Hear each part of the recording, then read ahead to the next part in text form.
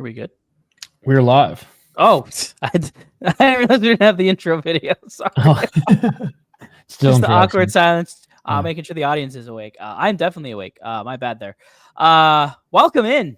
First regular season, well, kind of regular season show. Back to our regularly scheduled program here on Wildly Informed. Brett Marshall, Isha Jerome back with you for another season of Wildly Informed, bringing you Minnesota Wild hockey from an analytics segment every week, typically Wednesday evenings, as long as there's not a Minnesota Wild game. But it just worked out for this week with our schedules a little bit better to do it tonight.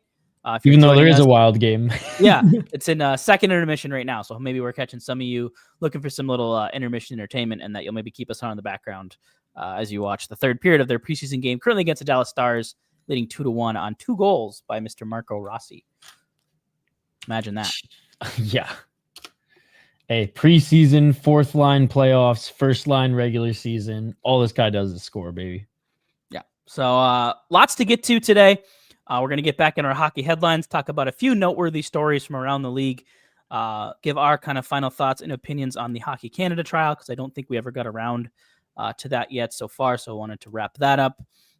Talk a little bit about the Wild statistics from last year, what needs to get better to improve this year, and then finish up with just kind of our thoughts thus far and kind of final thoughts as the Wild work through the end of training camp here, just on what we're seeing for some new line combinations, some of the PTOs, the rookies, all that good stuff. So stick around for all of that, but we will kick it off here with hockey headlines. As I mentioned, leading off with the Hockey Canada sexual assault trial that wrapped up this summer, where the players involved were acquitted in the end. And now a couple of them, Carter Hart and Michael McLeod, getting looks from Carolina and Vegas. Carolina reportedly looking at both of them. Vegas a little bit more at Carter Hart. So lots to get to here. We'll start with just kind of your, as you know, a dual citizen between the U.S. Canada. This case obviously a little bit closer to home for you than for a lot of us, but just kind of final thoughts before we get into kind of the players involved and kind of where they could end up.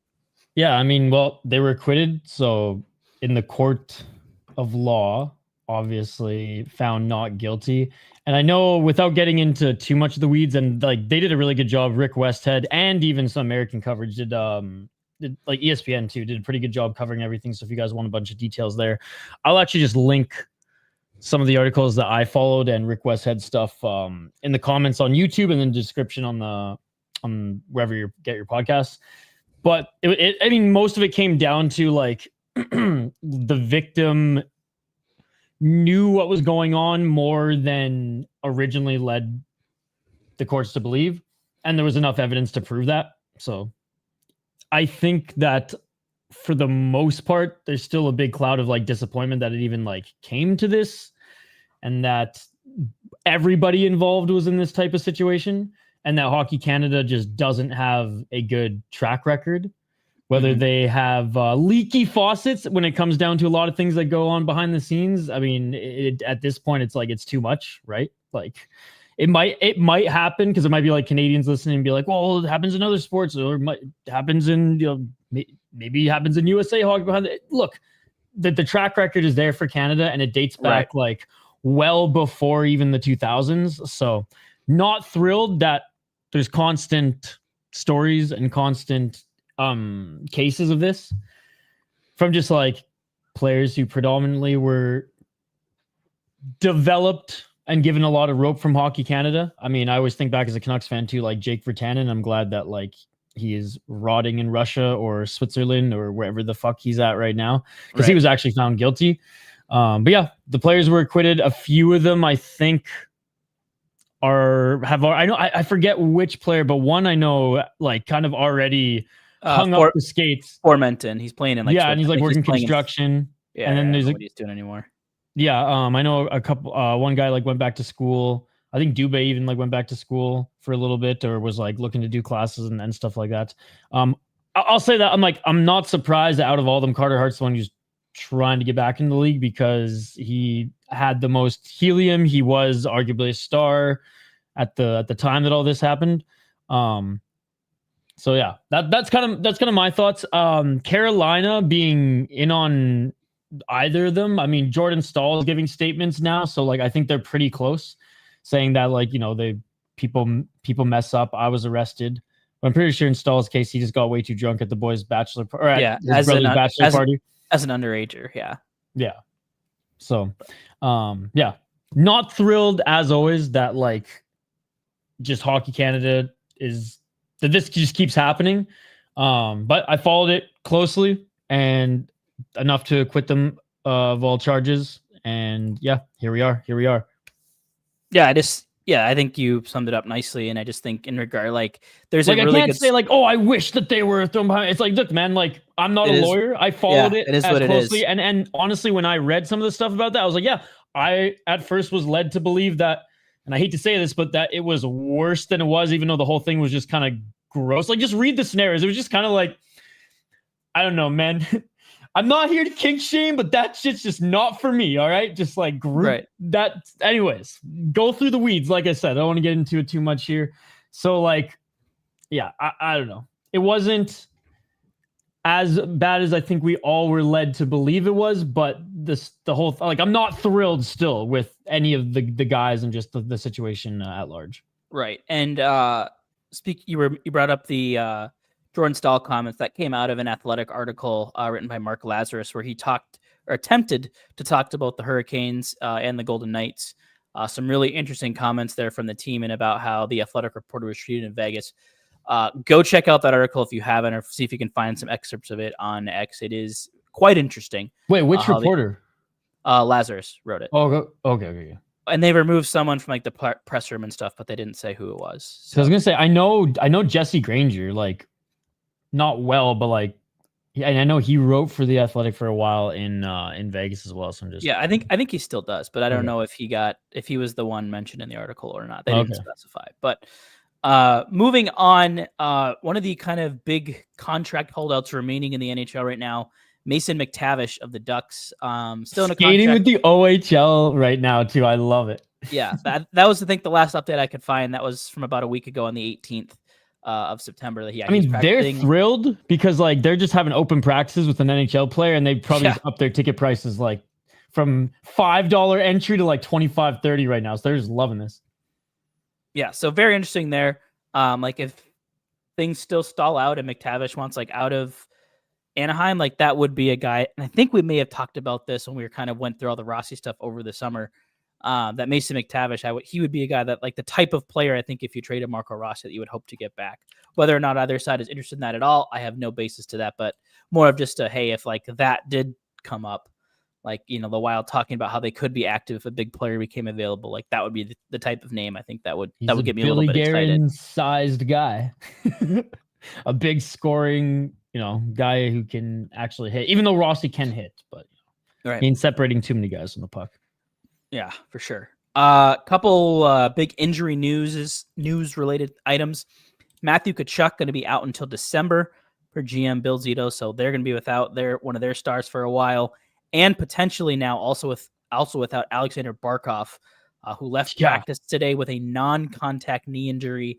Cam Robinson of Elite Prospect says there is some word it could be an ACL. I think further testing needing to be completed still to determine if that is the case. But if that's the case, no Tkachuk, Barkov, that's probably his entire season that's gone with an ACL. That could be rough for Florida. I mean, they're still going to have a lot of good pieces in place, but you're talking that's basically their Kaprizov Boldy out for significant time, if not the whole season. Yeah, man. And it's like, I think we end up saying this to an extent after every preseason that like, oh my God, boys, like this is training camp, like injuries galore. I mean, Jamie Benn collapsed lung, like, oh my God. Okay. He's probably out like 2 months, but yeah, they said about it. I think I read 4 weeks for that. Okay. But 2 months at most is what I read. Like if there's any I could see 4 weeks before he can get back into game shape, back like on the ice, and then maybe a week or two to get back into game shape. And you're not doing a lot of cardio right now. Yeah, and fights galore, almost like this is the freaking 90s, and it's not like the random AHL guys who are fighting because they're like, okay, I can play a fourth line defense, but I have to do that extra thing so the coaches know my name at the end of camp, right? So I can be like, okay, out of all like the call-up guys that we're thinking of like first on our list, X, Y, and Z, you guys fought, we know who you are, like, it gives them the edge. That's hockey, right? No, it's been like the stars and like everybody fighting. And the games have been so physical already. More so, I would say, like I've been watching, obviously, the Canucks and Wild games. I would say more preseason style games, really just getting looks, and trying to show skill. But these games out east, man, it's like it's the freaking halfway through the season. Yeah, it's nuts. It's nuts. Which, hey, shout out to like the Ottawa and Montreal and Toronto fans right now. You're getting some damn good games. Yeah, no kidding. But, glad that the Wild, for the most part, have seemingly avoided in training camp injuries. Hey, Stevie Leskovar got hurt by freaking Foligno, which, my boy, this is what I say. This is a learning experience. He has to toughen up anyways if he's going to help carry the Wild through the first round. And he could be that fourth line kind of black ace. I'm just really hoping that he just becomes a guy that they're like, okay, like Washington's Smith Pelly, like we just, your role and just, clear some space and throw the other team off a little bit. Right. Yeah. If he can bring that psycho mode he had in junior and now showing glimpses of that pro, oh man, I'm so stoked. Yeah. You never know. So some injuries to watch there. The Wild, as has been reported, no Brodin, no Matt Zuccarello. I don't think we have official timetables on either of those guys, but it doesn't sound like either is going to be out for necessarily a long time, but providing some opportunities in the lineup for some other players, but we'll get to that in a little bit here. Last part of the hockey headlines, lots of teams unveiling some new alternate jerseys for the upcoming season, the Wild included. We'll end on them, but just kind of wanted to go through real quick. Just kind of do we call them retro? Because I thought we already had the retro jerseys, but these are almost like mid 2000s. Yeah, they're the 25th anniversary jersey, but definitely inspired by the early 2000s jerseys. Okay, I got all of them up here. And you can see I got one behind me here. The first jersey I ever acquired. Yeah. So starting off. I don't think these are in any particular order. Well, I think the score ranked them, so we'll see how much. Oh yeah, so 10. But I am 100% on board. These are terrible. Like, what else can you do with the herd? Unless you go full rebrand, it's like you're just gonna get the same crap like this. So. I just don't think the black, red, and the logo looks good. I don't hate it a little bit, but I really liked their old whites that had like the canes across the front. I like that too. I thought those were a little bit cleaner. It's hard, but college jerseys stand out in the NHL. That's my theory. Because I love Minnesota's too, and even though it's more of like a fancier font, not like a college style font, it's still like I don't know. I feel like that's kind of like a cheat code, like black jerseys. It's like they always just stand out, right? Like as much as I hate the Rangers, there's just something about that text on there. And I like the actual kit and like the striping and everything on the jerseys. Yeah, me too. I guess just the logo. It's really just the logo. Yeah, that it doesn't feel cohesive, but. Nah, I thought these are fine. Like it feels like a very safe kind of retro looking. Okay, safe. There you go. And I just like meh. I guess is not but meh. It's very safe. I just think if they could have like a retro logo oil here. Rig logo that the Oilers had back in like 2004, 2005. Like you talk about the one that looked kind of like it was a machine part. Yeah, like the drill. Yeah, dude, that would look sick on here. Bring that back. I've been waiting. That's the only Oilers jersey that I've been like, oh, that's cool, man. The rest has been like, okay, like the classic one is the classic one, right? But like, yeah, I did. I played a lot of Chell. I don't play as much anymore because the games suck. And I'm not giving them my money for that. But I played a lot, like up until like NHL, probably like 2023 ish. And I would always I was never an online player. I like to play be a GM. And I would customize a whole league. And I would always read everyone's jerseys, and I always gave the Oilers that logo on there. That's the sickest one. Yeah, it's a good one. Coming soon. Ottawa. This one was fine, I guess. Like the chrome gold was an interesting touch, and kind of the shoulders though. Do you like the one color shoulders? They're okay. I don't hate these ones. I think they've grown on me a little bit. I like the face forward Ottawa jerseys 2000. I guess it would be 8 to 15ish. Yeah, I like that. Those are my favorite. When they were really really good. I mean, when in our entire lifetime, it's been high peaks, low valleys, And That's true. Like, you think the Oilers, like, there was a long time where the Oilers bad. Buffalo, like, they're a long time. Whereas, like, Senators, like, they were really bad, and, like, people forgot that they were, like, Ottawa was even, like, the nation's capital of Canada, let alone just a city in Canada at all. And then they were back for, like, 3 years in the playoffs, and then they absolutely stunk for, like, 4 years in a row. Then they were back in the playoffs. So, yeah, it was weird times. It was weird times for Ottawa.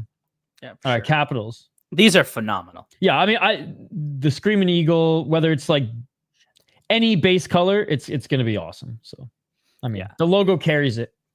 I think these are better than what their current home jerseys are. Like, these are great. Like, I don't think there is anything I would change on these. Yeah, I mean, you could argue if you don't like single color on the shoulder. I know Hoppy is not a fan. Then I'm cool with that. Okay, then you can be critical of that, I guess. I'm just like, red is just not one. Despite the first jersey I've ever paid for was a Capitals jersey because Ovi. I think, before I even bought a Sedin's jersey, I bought an OV jersey, but it was just like the red, just Washington Capitals, like the one we think of first and foremost. Mm-hmm. But yeah, the best one for me, because I know the black, like, Screaming Eagle one is pretty cool, but like the white, like at the time home, but now away, Screaming Eagle one, that one will forever be like my favorite Capitals jersey. Sure. Yeah, that one's great. I think we talked a little bit about this in the last one. I think this one's fine. Like, I don't hate it. I like the striping on the sleeve, but like, I would have liked to see Seattle like really lean into that other like tealish color instead of going for like the darker navy. Yeah. Yeah. I mean, or even if they did the logo like the teal color, make it pop off the jersey. I know that's not the point of it, but this one's fine. I like this, like a 6 out of 10. Their logo just carries it. You know, the rest isn't me. Rangers, I mean, it's sick. I mean, I love it. I like, simple is sometimes great, and I absolutely love it. Yeah, I think like it's a perfect encapsulation of like 100-year anniversary jersey. Yeah, like, that's exactly 100%. what it feels like. Yeah, I love it. Hate the Rangers, but I honestly more often than not love their jerseys. Utah's just basically coming out with their fucking logo featured this year, so we know that. Yeah, which is dope. I like it. It's a good color scheme. I'm excited when they eventually get an alternate. If they go with like kind of that light blue, like that might end up being like the coolest uniforms in the league.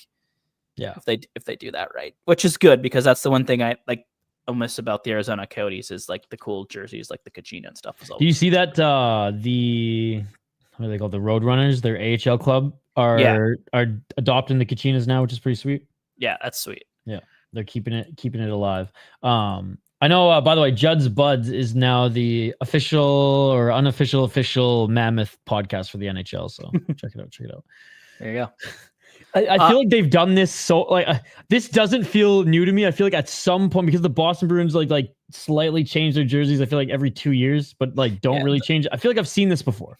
The white jerseys have less black, and I think the primary logo on the black is a little bit different. I think these are nice. I like these a lot. I mean, I will forever puke looking at a Boston Bruins jersey. As a Vancouver fan, as a guy who was downtown Vancouver for 2011 escaping riots, and I just I see. I don't hate Zdeno Chara because like I grew up in Prince George. He played for the Prince George Cougars, and he's like there's some ties to that city. But like I like fucking just cannot stand Tim Thomas, and whenever I look at a Boston jersey, his mountain man fucking face comes to mind. But no, these are fine. They're clean. Like I said, I just feel like I've seen every single variation that can ever be of a Boston Bruins jersey at this point. Yeah. Which with the original 6, that's not hard to do. Yeah. But honestly, kind of the same with the Blues. Like, love the like the music note, right? I will say that as a music guy, really appreciate this logo.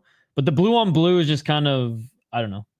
And I think they have had this jersey for like Winter Classic type games and things like that. Like, I think they just went to this full time as like their primary. So I like how clean it is. Honestly, instead of the blue over the yellow, they should have just done white. Yeah, no, it would have made it pop. With that, it would have been sick. But whatever. Yeah, another original 16 that looks exactly like their Winter Classic jersey. Yeah, these are really good though. I think like Detroit's had kind of like I know it's like the classic look with the very like simple blocky striping. But I think like something a little bit more out there with like some more striping and then a little more detail in the logo. I think this. Yeah, I do like the detail on the logo. So yeah, this one's really cool. I like these a lot. Like, I think much better than their normal ones. Yeah, we're not a big red guy, but Detroit's jerseys have always been sick. Like, I got to get a Datsuk jersey eventually. All right, there we go. Top 10. Right. Yeah. And then you I'll kind of have it already, you in a way already have it behind you, the Minnesota Wild release. Yeah, well, I mean, I'll show that off too. Yeah, this was like the first jersey that like when I was doing the Sota pod, I think even before Hoppy was involved, I found this in like BC, like in my hometown on like Marketplace for like, I don't know, like $30. Dude, like CCM and everything. Yeah. So it's sick. So it's pretty much the Fanatics version of that jersey. They changed very little. They kept the same shoulder patches. They kept the same numbers that are on. No numbers on this one, unfortunately. Yeah. And the numbers are cool because they're super unique. If you're a newer Wild fan, you never saw the Wild wear these jerseys. There's some really cool details. So I was overall pretty happy. Russo had reported that this is kind of what they were going with, that it was going to look a lot like their original kits. I was sort of hoping that it would be the green version instead of the white, because I just like the darker jerseys better as like a personal preference thing. But I still think for the 4 games that you wear these for, these are going to look really slick. And I will be buying one. And I don't know yet if I'm going to get Ek, Buium, Faber, or Urov. I'm still debating. Ooh. So Ek is my leader in the clubhouse, but I could be swayed to Urov potentially because... Yeah, like what numbers do you want looking that freaking nasty? That's the thing. Well, and that's the big reason I'm leaning heavily towards Urov is my high school hockey number was 22. Oh, okay. So, or like, not, I guess not saying it's my high school. My high school was 9, but like my youth hockey number that I wore for whatever 6 years was 22. So, I hate Fanatics, but like it is clean, man. It looks nice. Clean. Yeah. Oh, the numbers sick. The numbers are so sick. The numbers are really cool. God, it's teetering on like ECHL, but like that was, the NHL was still kind of like that in the early 2000s. Yeah. This jersey was my first Wild jersey. I had a Manny Fernandez in the white of this. That was my first ever Wild jersey, I think. Or it was a Gabrick. It's one of the two. I think my brother had the Gabrick though. It's a clean kit. Whether you like the color on the arms, top of the arms or not, like it's very symmetrical. I like it does well. They did good with this. So I'm glad they didn't try to reinvent the wheel and do something like that winter or that one the one retro jersey. I guess was it winter? Yeah, that had like the patches on the the elbows and stuff. Or like I appreciate what they were trying to do, just didn't work. Yeah, I like they didn't try to necessarily like combine, multiple jerseys from the past. Like nope, but just go with the OG. Pretty much do it exactly the same with like some updated, relevant 2025 features to it. Like it was well done. So I was happy with that today. Yep. Pleasantly surprised to see that drop. All right. Next up, we'll move into our analytics agenda segment here. Kicking it off, but just kind of reflecting back as we head toward the 2025 regular season about where the Wild kind of finished last year and where I think they need to kind of see some improvement this year. So here are kind of the raw numbers, these courtesy of Natural Stat Trick. They ranked 25th in the NHL in goals for, scoring just 225 times, 15th in the NHL in goals against with 236. They were 26th in 5v5 shot attempt share, 47.8%, 2.25 expected goals for per 60 at 5-on-5. That ranked 29th. The one pretty much good stat here, their 5v5 expected goals against per 60, just 2.31. That was 4th best in the NHL. They did defend well in their own zone this year at 5-on-5. Just couldn't really turn that into much. 20th in 5v5 expected goal share, 50.4% in high danger chances for. Power play looked slightly better last year, finishing up at 20.9%. And then the PK, dismal at 72.4%. That was 30th out of 32 teams in the league last year. So the big thing for the Wild, I think, is you got to see more offense. And I think hopefully with the addition of Tarasenko, seeing kind of the emergence of Hartman and Foligno in the playoffs, if they can carry some of that over into the regular season, kind of get 3 scoring lines, generate some more offense, generate some more shots on goal. Like that's where this team's going to get better. And then obviously finding a way somehow to improve on the penalty kill. We're seeing guys like Marco Rossi, Matt Boldy, those type of guys getting looks on the penalty kill here in the preseason. So maybe that helps. But to me, those are the really, really big things that need to get better if the Wild really want to take the next step this year, which I think at this point they have to. Yeah, no, agreed. I can't believe I'm saying this, Brett, but I'm actually looking forward to your analytical breakdowns this year. Hey, that's the goal. Get people interested. So yeah, well, throughout the year, this is what we'll talk analytics in some fashion. Last season at the start of the year, we did kind of go through, break down what all these stats mean. So if you are new to this show and you kind of want to know what this stuff means, go back to the archives. I think we have individual videos up on the YouTube channel as well. I can go back and look in if you want to take a dive into that.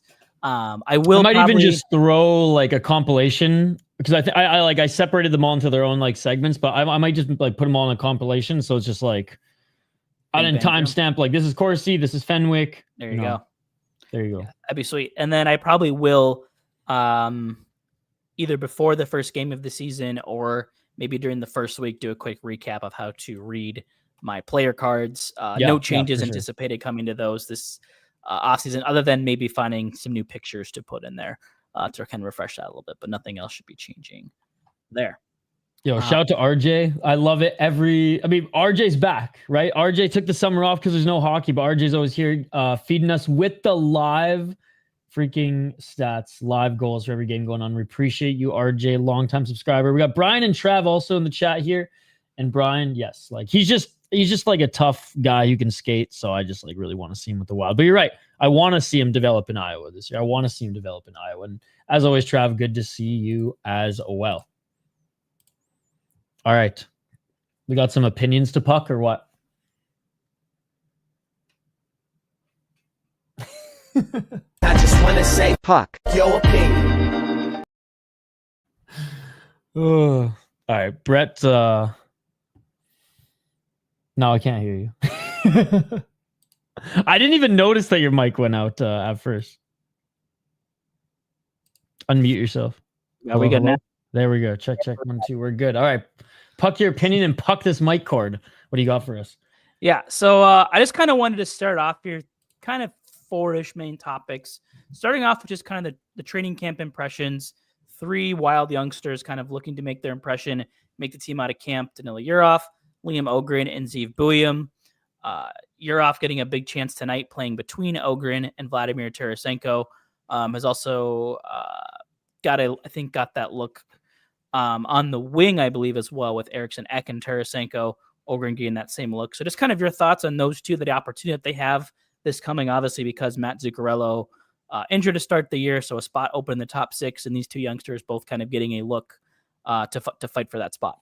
Yeah, well, I think like Yurov was like he was going to play this year. I know Rousseau was leaning and hinting that like, look, Iowa's not out of the realm of possibility for him if he really does need just like a little bit of time in there with like a legit promise of coming back up.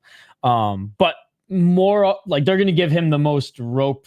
They're going to make sure that he gets comfortable and reps early. And we even talked about it, or Spoke Z and Hoppy talked about it on Monday, how like from like prospect series to scrimmage games to now, or to scrimmages to now like preseason, he's just looked more and more comfortable. And I'd say I agree. Yeah, for sure. I think where the spot opened up due to Zuccarello's injury, I think where it benefited the most was Ogren. I think it benefits him the most, where he might not have been penciled in even if he had a good camp, because Yurov was probably going to get the edge if they even though they kind of play a different game, like if they still played well and had good camps, they're probably going to go with Yurov if they're just one spot. So I think like this is an opportunity, and we see it all the time in this league. Not to say that like Zuccarello's spot's not going to be there when he comes back, but maybe this forces the Wild to rethink some things at the start of the season. If Ogren just absolutely, I don't want to say blows our expectation out of the water, because I think a lot of people know how good he is, but maybe the Wild's expectation of where he'd be at this point in the season.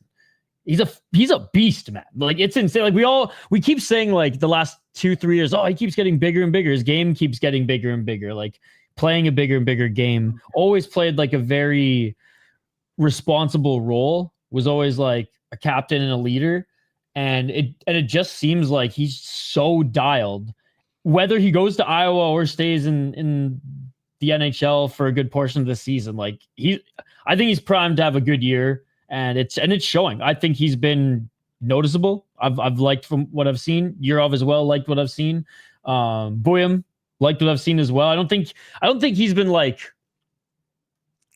elite out there by any means. He's had a rough game tonight with a couple bad turnovers. Okay, I haven't watched any tonight. He just turned one over as you were talking about him here that led to the go-ahead goal for Dallas. Well, I was gonna say I haven't seen anything to like, I don't know, that pops out. But in the first game, or like even in the scrimmages and stuff like that, it just seemed like he was at 80%. Like he was just skating, playing at 80%. It doesn't seem like, when he has been battling through an injury too. Okay, yeah, but I mean a little bit, but that's compared to the guys like Ogren that I'm watching a little closely, who are like absolutely like humming right now, and a guy who I know like we'll talk about here, but one of the biggest standouts for me is Hate Man or Height. Yeah, Hate Hunter Hate. Hate. Hunter Hate has been awesome, and he looked, I don't want to say surprisingly good in Iowa last year, but he stood out of the bunch as the younger guy, as the true rookie in the AHL, and he's looking pretty comfortable here at Wild Camp. Yeah, I think the one thing you'd like to see from him is, like, I know he did kind of figure it out toward the end of last year, whether it's been prospect camps. I think we even saw a little bit of this in preseason last year, where he looks really good in the preseason, and then once the season kind of hits, it seems like he almost like hits a little bit of a wall in a way. But yeah, I mean, it's good to see that, you know, some of these young guys are kind of pushing each other. Carson Lambos, I think, has had a pretty good camp as well. He's another one that stood out. Him next to Height has stood out for me as well. Yeah, and I will say, from the bits that I've watched tonight, I think David Jiricek's looked really good, doing a good job kind of using his body to box out, play a little bit stronger in the defensive zone. A couple good chances in the offensive zone tonight as well, with some shots on goal, getting into the play, doing a lot of things that you want to see out of David Jiricek. So I think he's looked really, really good. So I think it's been encouraging. Like, to your point, a lot of these young guys have, you know, seemingly taken a step. You know, how big is it? We don't know that yet. But I think, as to your point, Liam Ogren's opportunity is the biggest. I think before you were kind of like, Liam Ogren's probably on this team, but is it on the third or fourth line wing? Well, now it's, hey, now there's a spot on line 2, go grab it. And I think he's made his case, I think, to potentially grab that spot. And I'm just very thankful that they went to, let's put Ogren there first before Marcus Johansson. Yeah. Well, and I mean, to your point there, it was like, yeah, maybe he's on this team this year, but it might not have even been for a couple months until an injury. And it could have been a Johansson. It could have been an injury to someone in the bottom 6 versus the top 6, where it's like, okay, we've seen him kind of, you know, he got an opportunity in the NHL and he didn't look bad, right? But like, it was bottom 6. It wasn't like he was getting a lot of minutes. Not like he was getting the top roles, which now it's like, okay, let's throw you in the deep end. This is the time to do it. And so far he's seizing the opportunity, which is good, which is awesome. Yeah. And then a couple other players I want to talk about, moving kind of off the young guys. The first one is Yakov Trenyan. Had a big game the other night, scored twice. I think he's like the NHL player in, like, you know, the standout NHL player in, like, the typical preseason games, which, hey, again, what else can we ask for? He looked like one of the best player, if not the best player on the ice. Yeah, I think his skating looks much improved. I think he's been a lot harder on pucks. Like, it feels a lot more like the Trenyan that we saw in the playoffs versus the one that we saw for 80% of the regular season last year. So he sounds motivated coming in. I think there might have been a quote in a Russo or Joe Smith article, like basically saying, like, hey, when you sign a contract like that, like, you want to go out and prove it and, like, show that you're worth that money and prove it to the fans that you're worth it. And if we can get that kind of speed, energy, some chip in offense, you know, between him, Nico Sturman, whoever else ends up on that fourth line, like, that gives you 4 lines that you're pretty confident in, and a fourth line that, you know, maybe you're not throwing out there all the time with the top D pair just to try to knock it scored on. Yeah, no, for sure. I haven't watched any of this game at the time of this recording, but I liked what I saw in game 1. Yeah, I think what I saw in game 1. Yeah, I don't think he's playing tonight. All so right. I think they have kind of like split groups. So it's kind of like the bottom 6, I think, played in Dallas. Like, the top 6 is more playing here. So the lines kind of, as we transition here, looking into the season, what we're seeing likely, we alluded to this, Ogren, Joel Eriksson, Vladimir Tarasenko seems like a likely second line. Kaprizov, Rossi, Boldy, which we're seeing tonight, they have 2 goals on the evening. The likely top line, third line looking like it's going to be Johansson, Hartman, and Foligno. And then the fourth line, likely Nico Sturm, considering he heals up from his injury, which it sounds like they're not too worried about it. Trennian, who we just talked about. And then it's kind of a wild card for that 4 spot. We talked a little bit about Hunter Haight. Is he a guy that fits there? Do they look at maybe starting Danila Yurov as the wing on the 4th line? Maybe just teaching him that defensive game, giving a little offense alongside, Trennian, Sturm. That's potential there. Vinny Hinostroza, who we saw get a lot of run last year, kind of all over the lineup. Is he your guy there? Or do you look to add maybe like a really beefy line and sign Brett Leeson, who's here on a PTO right now, a bigger physical body to maybe have a more imposing type of 4th line? Like, I think there's some options there. It may not even be static off the start. They may rotate guys through, but right now I think I would maybe lean it ends up being Leeson and then Yurov being the 13th forward, but he still doesn't have a contract, so it's hard to say that with pure certainty. But what are your thoughts? Yeah, I mean, I'm there too. Leeson or Yurov, because I think Yurov he's going to be here and they're going to play him in some fashion. But Leeson's, I think it's a good fit if they want that beef, because like he's not like an absolute anchor out there. Like he can skate at the pace that's needed in his role and in this league right now. Again, I don't think he's ready for the NHL, but it'd be cool to see freaking Hunter get some reps, because I know he had, like, one of the reasons why he helped his team win in the OHL was because he went from more of a scorer to a two-way game, and he developed it there. And on a really bad Iowa team, didn't really take any steps back defensively. From what I read, saw, and heard, was one of the reasons why he was so successful was because he had that already instilled, and that actually brought him success in, the jungle that is the AHL, where he wasn't, I don't know if scared's the right word, but was confident in how to play the two-way game. I still think he's like not big enough for the NHL yet, and maybe needs to be a little bit faster. But it would just be cool to see if, like, hey, can this guy play two-way anywhere in the lineup and still have a little bit of an offensive threat? Again, by no means do I think he's ready. By no means am I saying, oh yeah, he should be the one that should get that spot. But if we're gonna do a rotation for a little bit and just see what we got, especially in a role like that at the beginning of the season, that shouldn't theoretically cost the team too much if they, want to answer some questions. Let's see what he got. Yeah, for sure. And then one player we didn't talk about, which maybe we should, because he did have a hat trick in the preseason, Vlad Tarasenko. Good to see him coming in and being able to score. I think, having him and Julius Sinek, a guy who can forecheck, create space, whether it's eventually feeding Kaprizov or Zuccarello or Ogren, whoever it is, giving you some opportunity there. But he's looking like a definite upgrade so far over Marcus Johansson there on that second line. So it's been nice to see him. Nyquist, right? So yeah. The other second liner that they brought in. Yeah. Defensive pairs, I don't think we have to spend too much time there. As you mentioned at the top, Brodin injured. Your top 4 is likely some combination of Middleton, Faber, Bouillon, and Spurgeon to start the year. Third pair, I think David Jiricek, in my mind, has earned a spot on the right side.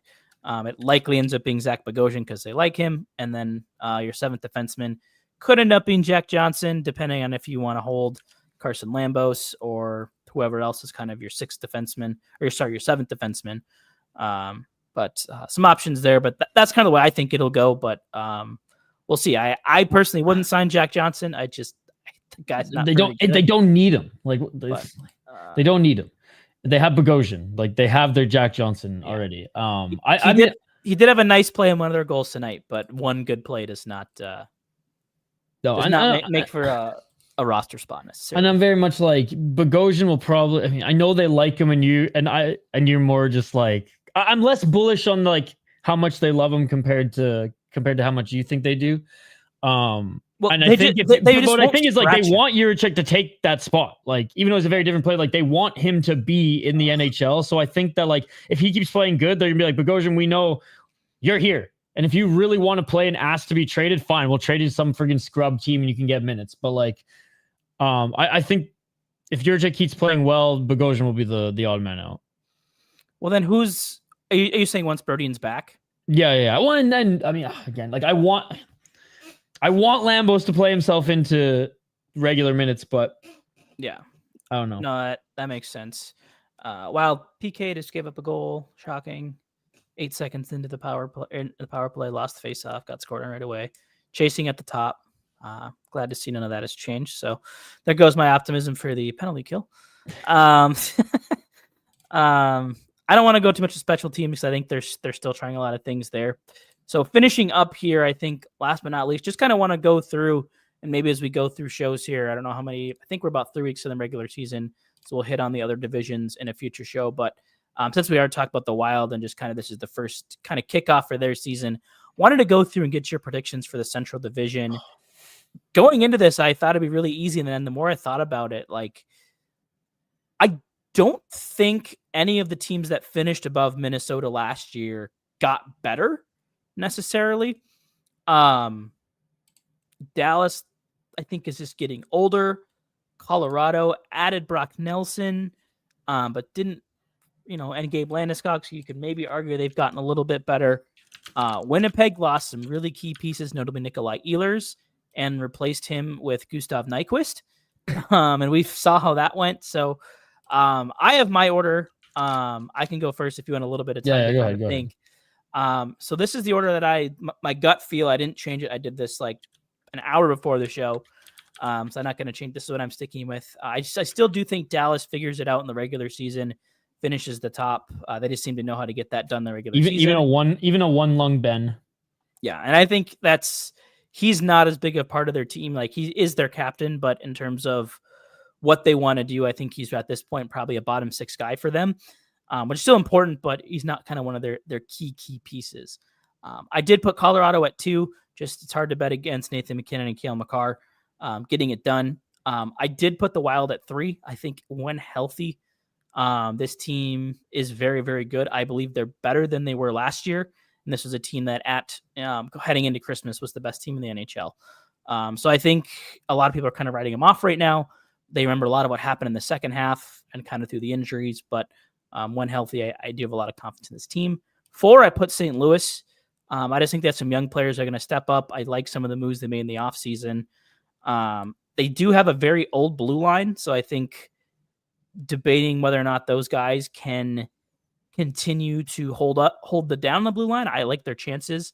But 3 through 6, I think for me really could go in any direction. I did do Utah at 5. Again, another team who I really like their offseason. I think if they can get steady goaltending, they will be fine. I did put Winnipeg all the way down at 6, just like refresh this season, off season. They lost Nikolai Ehlers, Mason Appleton, Brandon Tanev, and Rasmus Kapari, replacing them with potentially the ghost of Jonathan Toews, Gustav Nyquist, and Tanner Pearson. I think if you were another team and you offered a trade for Ehlers, Appleton, and Tanev to get back Toews, Nyquist, and Pearson, the Eli's GM would laugh you out of the room.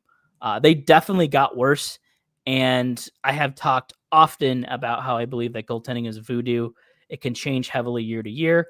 Connor Hellebuck is a rare exception to that rule usually, but I think at some point he has to have a down year, and I think with a weaker team in front of him, that it might be tougher to hold down some of the really high numbers that he's held for the last couple seasons. So to me, the other team that I'm expecting to fall off, and then Nashville and Chicago, I think are still going to be in the basement here for a couple more years as they kind of work through their rebuilds. Nashville didn't do anything that I thought made them better than what they were last year.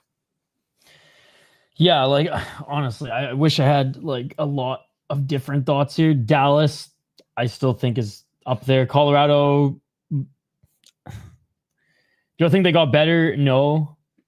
But can their top players still just like absolutely carry, and can they still be that top team? And yeah, they definitely can. So for me, it's like it's between those two. I think it's pretty evident that Dallas is just the deeper team. So I'll go with the deeper team in the top position. I like to think Minnesota is at 3 as well. My only fear is Utah is just going to get better, in my opinion. And St. Louis has gotten a lot better, and they are no longer a mediocre, middling veteran team. With they got young studs now, and Snuggerud showed how good he was in a small sample size last year already. Oh my God. Like he's probably going to get 25, 30 goals this year. Yeah. Right. So yeah, and there's some other pieces obviously that are developing there, and so I hate to say it, but St. Louis is probably going to be the one that I would say. St. Louis at 3, Minnesota 4, Utah. I'll say 5 like you, but Utah again, they're kind of I don't want to say wild card, but like I truly think they're going to be better. Yeah, Winnipeg. I'm still just kind of a believer in some of their young pieces, but I think they're still just like far off. Like the young guys that I was hoping would take a step in Manitoba or with the Moose last year didn't really. Now the Moose were awful last year. Like their leading point scorer at 37 points. Like they were in 72 games. Like they were horrendous. Yeah, like it was the younger guys who helped lead the charge, but like kind of like Iowa, like okay, like there's no way they're ready for the NHL. A few who've played in the NHL before maybe could go up there. Still younger guys like Dylan Coughlin and whatnot, but like he's a defenseman. You know, as far as guys who are going to replace like Ehlers scoring, I mean, Brad Lambert's not ready. He's 20 years old. He was third in scoring last year, but like third in scoring with 35 points, right? Ben King, 26 points, 20, I think 2 or 21. Like, yeah. So I don't know. Maybe one of these guys are just forced to make the jump because they're just like, okay, well, we'd rather have a 22-year-old who at least can like kind of score in the AHL than Gustav Nyquist, the anchor, that completely fell off. A guy who I didn't think was going to have that much of a friggin' fall off, but my God. So we'll see. But yeah, I think the Jets are worse than Utah. And then I don't know. Could Nashville be better than Winnipeg next year? Maybe, but I think Nashville just kind of they've set the bar so low now because the last year, like, maybe they'll go as far as Roman Yossi and UC Saros can take them. Exactly right. Exactly. So I mean, maybe old man Stamkos has a fourth wind. Yeah, who knows? But yeah, and then Chicago's the basement dweller. Although obviously they got some young guys who we'll see play a full year. They'll like, be better, like I'm excited to see Oliver Moore like obviously play a full season with them. I think they'll be good enough where they won't be like top 3 for Gavin McKenna. Because if they have McKenna and Bedard, I will just quit forever. Well, I mean, if San Jose's still in the basement, Gary's 100% giving Chicago the fucking first, not San Jose. I know. Maybe Pittsburgh will be bad enough. Who knows? That's the gamble on teams early who are going to be hunting for that first and who like make big trades early. Right. I mean, the Wild are not going to be in that conversation at all, right? Not even. Sure hope not. Sure hope not. So because it's like kind of roulette this year with like some of the bottom teams. Whereas like the McDavid year we knew it was Buffalo or Edmonton. So like well, I mean, to be fair though, like you knew. I know last year's a little bit more ambiguous with who the first overall pick was going to be, but the Islanders moved up from didn't they move like 11 or 12 or something? I think so. Like it's not unheard of to move up. So that's all we got though. Wild net empty here with 2.5 minutes left, down by 2. You're off, couple nice shifts here down late. Drew a tripping penalty, get him a power play, and then they had like one decent look on it. But no Tarasenko tonight. Look what happens. Oh, he's playing. Oh, he is? Okay. He is Buck right now. Yeah. All right, well, it was him. You're off, and Ogren were aligned. Oh, find it. It'll be Rossi twice. He'll score 4. By the way, since Vladimir is now part of the team, this clip is part of the show. The right way. How much does that rub off on you and the rest of the team? What's a rub off means? How much do you learn from that? Okay. I used to sit in a different spot before all the time, like on the side, kind of, and. I remember when he was signed, I sent a message, or I think I commented on like Brett's post. I was like, "What's a rub off mean?" And Brett's like, "What?" And I was like, "Oh, you haven't seen the clip?" No, I have seen the clip. It just didn't click right away. Well, I mean, now I do because wonder of that like unfortunately, I think what's a rub off mean? Then one of the best goal scorers for the Blues at the time of him playing. What I just wonder, was he kind of fucking with the reporter and trolling a little bit, or I wonder, did he generally not know? I think he genuinely just didn't know just the sane, because you know what I mean. Like, oh yeah, it is kind of that's one of those things where it's like if you're just very much like meat and potatoes English, which like if you're a hockey player, idiomatic English, I think is what they call it. So yeah, and like how many coaches? I feel like a hockey coach has so many other terms for that are just like so many. Yeah, yeah. So, it was just so good. It was just so good. Empty net for Dallas, 5-2. So Yeah. not looking What good a, there. what a But somber way to end the show on a loss. it's preseason though, so I think These games don't even matter. They don't even matter. yeah. And a lot of the goals came against Levi, who's their third, maybe fourth string. Yeah, but as Brian said, I mean, Levi needs these reps, but like I do want him to be a threat for the backup role down the road. Like come but next year. Him having a rough game in the preseason against like Wyatt Johnson scored twice. Like I'm not worried that he's getting beat on shots from. Yeah, if anything, I'm glad that he gets, because maybe he's a little confident coming out of the AHL, like, oh, I can stop these shots, and then it's like, oh yeah, NHL shots are harder, faster, stronger. Right. Yeah. So that's all I got. Any final thoughts here before we wrap up with the first episode of our season? The only other thing that comes to mind that I saw today was like Ovi is in full unk stage right now. Did you see him?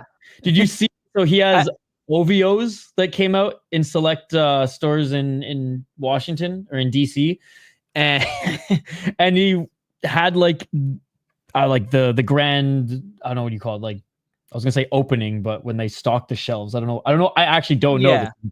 But anyways. Yeah. They celebrated that at one of the grocery stores, local grocery stores there, and mostly like kids were there. It's cereal, right? It's like a sugar cereal, so it's like the demographic is for kids. So there was a lineup for just Ovi to sign and take pictures with kids, like, and obviously the parents are stoked. Like, oh my, get in the picture, like get a picture with Ovi. I don't want to say he couldn't be bothered because that suggests that he wasn't into it. He was so into it, but he was into sitting at the little kids table with the little preschool kids chair. Biggest bowl of cereal, just we're in the preseason, munching cereal with one spoon, signing autographs, hey, taking a picture with like spoon in mouth. Fuck, man, it was hilarious. So like I tagged Brett and then I shared it on Twitter. I was like, dude, full on Uncle Ovi mode right now. But he just Stanley Cup champion, broke Gretzky's record, and he's like, this is Malkin and Kopitar's last year. Maybe I play one more year after so I can have like the last. Oh, that probably was one bit of notable news that we didn't. Oh yeah, Kopitar retiring after this year. Which, like, a guy who had it like through and through from entrance of the league, like, even if it like he's been just so like he could keep going if he wanted to. Yeah, but like he's I think at this point he's like, I have Stanley Cups. The team's still good that I'm on. Like, at this point. I think he said he was on an interview. Shoot, the interview was last year actually, and he even said like, "I still love the game, but like it is just." And I mean, this is with every professional athlete. It eventually, you have to extend your preparation, and I think it doesn't become. I think the game is still fun, but going to the rink and preparing isn't fun anymore. I mean, I don't like whether you guys like Spittin' Chicklets or not. Like Luongo on Spittin' Chicklets is one of the that was the only interview he's ever done. Like he doesn't even do like Vancouver media or anything like that. He opened up to, I think him and Yandel were pretty close, and Keith Yandel was on the pod with him, and he like opened up for like an hour and a half and said like, yeah, towards the end like that it was a 3-hour warm up just to play, and he's like, and then I was in pain the whole night again, and he was like, it was just it was so tough. And and he's like, and there were highs throughout the season, and then you like that kept you going because you're like, all right, I'm 1-6 in a row, and I'm still got it. And then once you lose 3 and the pain's back, and you're just like, oh my god, like I can't do this anymore. So and I think going out on your own terms as an athlete, and again, I watch a lot of combat sports, so like boxing and MMA, and the worst for them is the having to keep fight for a paycheck versus going out on top of their own terms. And I feel like hockey players are a very similar breed in that like you want to go out on your own terms. You want to leave the game. You want the game to like leave you behind, right? Right. Yeah, for sure. And one more note on retirement, and then we'll wrap it up. Marc-Andre Fleury signed like a one-day contract situation to go play a preseason game with the Penguins on September 27th as kind of like his final salute to the city of Pittsburgh, which I think is super, super cool that they're letting him do that he agreed to do that. And he can kind of go out, do that final game with Sid and Malkin, Letang. Traitor, Minnesota traitor. He just bought a house here. He just bought a house for over $23 million laying roots here. And then he goes to Pittsburgh. Come on. I'm just kidding. Fleury has earned the status in the NHL where like he can just do whatever the fuck he wants. Yeah. Right. So like when Crosby retires and Crosby wants to do whatever, like, hey, actually I want to take practice with the boys. in Montreal or whatever, like when he's retired, like you don't say no, Right. You don't say no. Right. Like Jay Beagle, he ain't getting invited to Capitals, skate at one point. But Crosby, wherever he wants to go in his career, he can go and play some shinny with them pregame. But back to this Kopitar, one last thing. Like, do you think that this farewell tour for him, because his is a lot more public? I think Evgeny Malkin, it's more like understood. Doesn't really need to be spoken. Everyone just kind of knows. And maybe in Pittsburgh media, it has been, and just the NHL hasn't blown it up yet. But do you think that this keeps Ovi around one additional year? Because Ovi seems like the guy you're like, he wants to be, I want the whole league to see me go out. And if I have to like do the same thing alongside I think Kopitar this is it. Really? I think Ovi's weird like this. And I think this, like, why not sign a 1-year extension? And without an agent. I just don't see it.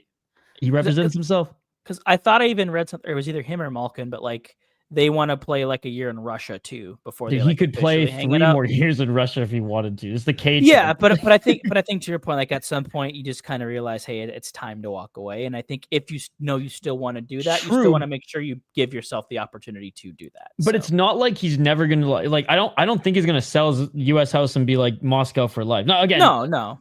Like because his kids are like rooted here as well, playing hockey. But I don't think he's not gonna Yager it and like just keep playing until he's 45. No, but I think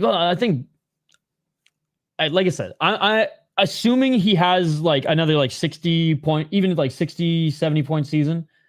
I think he might just be like, I want the farewell. I mean, how many times did Solani be like, one more year? One more. And Solani was not at Ovi's level on his way out. Like Solani was like 25 points, 30, getting benched by Boudreaux, freaking out in the locker room in his last few years. Yeah. Oh, dude, Bruce talking about that in his interviews is like just Bruce Boudreaux is just one of the best. Yeah, ever. He is. I love how candid he is about everything. And how like have you heard his stories like coming in from Hershey to the Capitals and him being like some of them, yeah, having to like call the guys because they partied so much and McPhee was like, no, they like I need you to get a verbal confirmation from everyone that they're in bed at midnight because I'm going to call you at midnight and make sure that you got the verbal confirmation. And he said Ovi was always the last one. And he said one night his wife was like massaging his shoulders while he's like sweating because she was just always there helping like patting the sweat. Oh, Bruce, it's okay. It's okay. He's like, I can't get Ovi on the phone. And finally gets him. It's 11:58. And he says he hears this crazy Russian like disco music in the back. And he's like, Coach. And this is like second or third, fourth year Ovi. Coach, I'm in bed. He's like, that's all I needed to hear. Hangs up. McPhee's like, yep, they're all in bed. Call history and everything, Coach. Here it is. Or that's McPhee, awesome. Is the best. But yeah, thinking about that team though, you got like it was young Alsner, young Carlson, young like Alex Semin, young freaking like Holtby wasn't even around yet. Like it was Mike Green, like Backstrom, like like Mike Knuble was the old guy on the team. Yeah, that Capitals team and like the Sharks at the same time were just like every year those teams were great and then just could never finish off the runs, but can never get past New York or Pittsburgh. Dude, Semin was the bongo drum fight will go down in history as one. He was one of my favorite players. So so my friend always said Semin nastier than Crosby if he only gave a fuck. And I was like, that is Alex Semin. Like hands like no other, just could care less about everything else. I had a Semin jersey and I got bullied for wearing it all the time. But I don't care. Be like, it's a Seaman. yeah. Well, casuals. Yeah. I don't think Iowa will make the playoffs. I do think they'll have a better season because things have to change this year, and I think they implemented some things to change, but we'll see how it goes. Girl looked halfway out the door. I mean, could be playing not to get hurt. Wouldn't blame him. Hot takes. We did a whole episode about that. So rewind the tape or check out the podcast tomorrow, my friend. But anyways, guys, that's going to do it. We hit an hour. Appreciate you guys. Back next Wednesday. Unless anything changes, we're going to do Wednesdays or Thursdays. Same schedule as last year. Start time between 8 and 8:30. Anywhere between 8 and 8:30 Central Time. Yes, sir. So there you go. There you go. 3 more preseason games left for the Wild. Home games against Chicago and Winnipeg. And then one final one on October 3rd against the Blackhawks. And then in 2 weeks from today, They will begin their season at 7 o'clock against the St. Louis Blues. So it's 2 weeks away from the start of Minnesota Wild hockey season. Excited to be a part of your Minnesota Wild season here, as he just said, every week, 8:30 Wednesdays or Thursdays, right here on Wildly Informed. It's Grand Casino time, baby. Let's go. No.